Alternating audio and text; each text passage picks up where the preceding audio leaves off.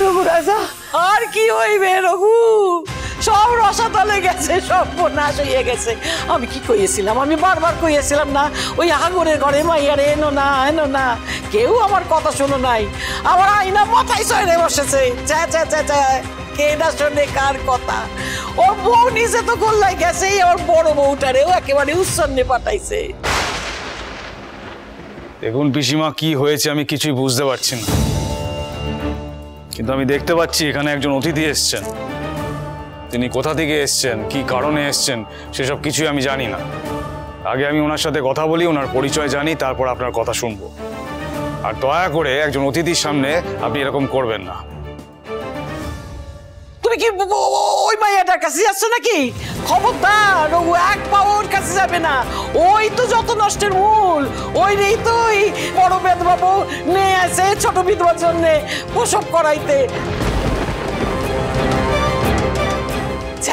আবার কোথেকে আনছি? সাহেব পাড়া থেকে। বাগো বাগো বাগো।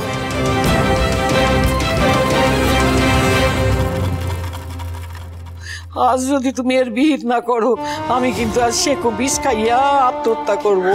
সকলের সামনে কইয়ে দিলাম। সবার আগে শিক্ষা দিতে হইবে এই বড় বউরে।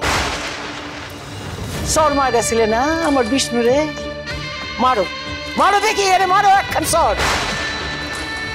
তা তো পারবা না, মেয়া মানুষ। হ্যাঁ ঠিক আছে, আমি পারু। পিসিমা দাঁড়ান, আগে পুরো বিষয়টা আমাকে বুঝতে দিন, কথা বলতে দিন। এতে আর বোঝাবুঝির কি আছে? হ্যাঁ, এতে আর বোঝাবুঝির কি আছে?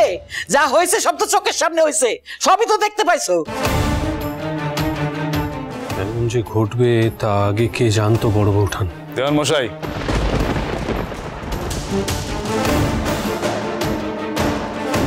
এ কাজ কেন করলে ইন্দু বউ? করার আগে একবার আলোচনার প্রয়োজন মনে করলে না? ছোট মুখে বড় কথা কইতে চাই না রঘু রাজা। আমি শুনছি ঈশ্বরী পুলিয়ার পিস টাকা কইতেছিল প্রসব হওয়ার সময় ভবানীর মরণের কথা। আমি ভয় পাইয়া গেছিলাম। আর আমার টাওয়ার পরে কথা দিছিলাম রঘু রাজা, টাওয়ার পর শেষ ইচ্ছা ছিল রাইজানির প্রসবের সময় যেন সাহেব পাড়া থেকে মেম সাহেব তাই মনে হয়। এই রাখছি। তাই তুমি একবারে জাত পাত খোয়াইয়া এই মিলেচ্ছরে ঘরে ঢুকাইতেছিলে? আরে বাবা, একে তো ওই বাচ্চাটাই পরিবারের কিনা সেইটাই। আমারে আজ থামাইতে পারবে না কেউ।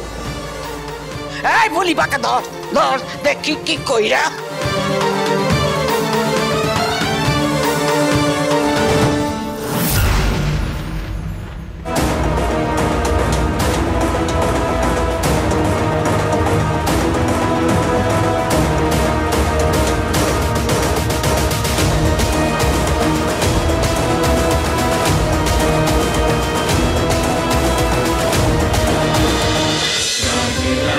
রাজরাজেশ্বরী রানী ভবানী প্রতিদিন রাত 8:30টায় স্টার জলসায় ও জিও হটস্টারে।